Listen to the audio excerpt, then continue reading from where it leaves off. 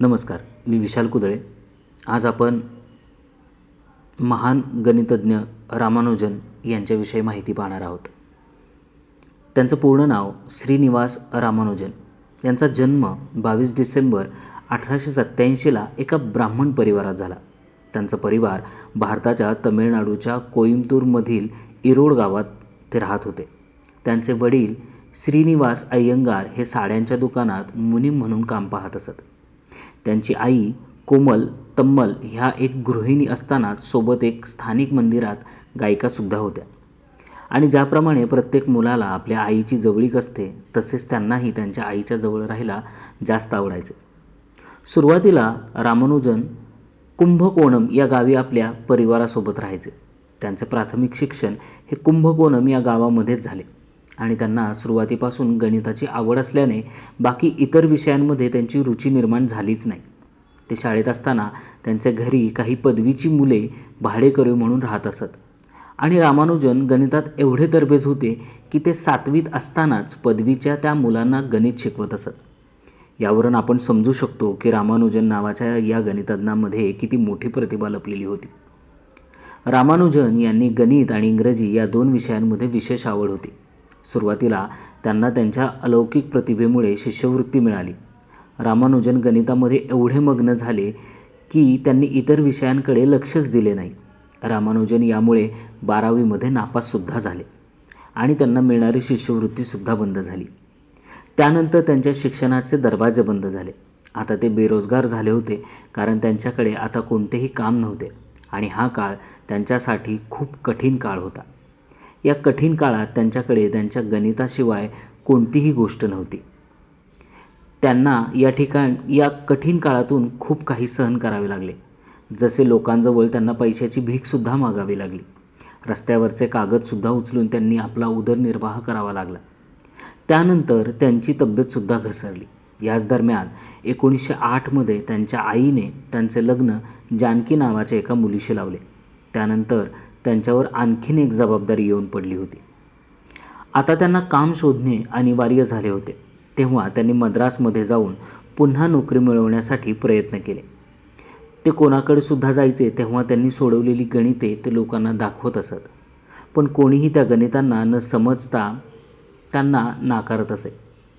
पण खूप दिवसांच्या मेहनतीनंतर एक दिवस त्यांची भेट तेथील deputy collector Shri V Ramaswamy Iyer यांच्याशी झाली. ते गणितामध्ये पारंगत होते.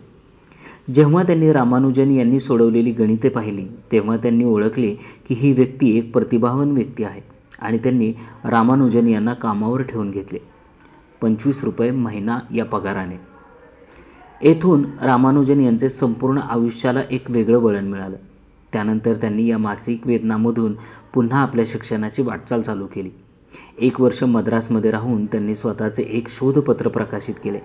ज्या प्रकाशित केलेल्या शोधपत्रकाचे नाव होते journal of Indian mathematical society असे.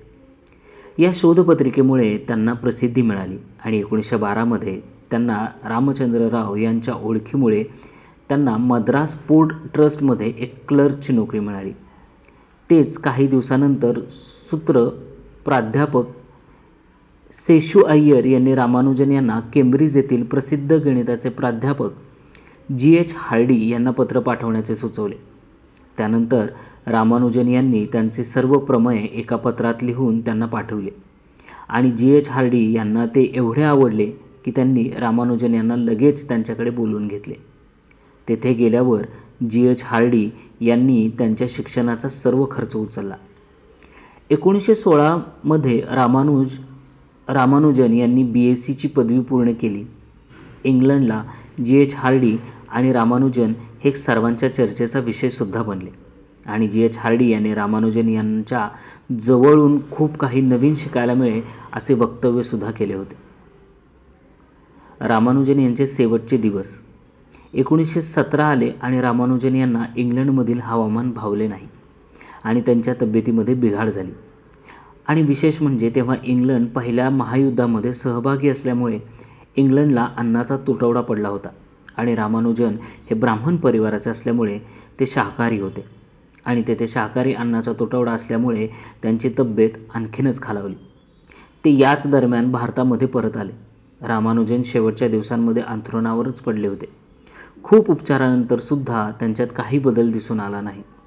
त्यानंतर 26 एप्रिल 1920ला रामानुजन यांचे निधन झाले.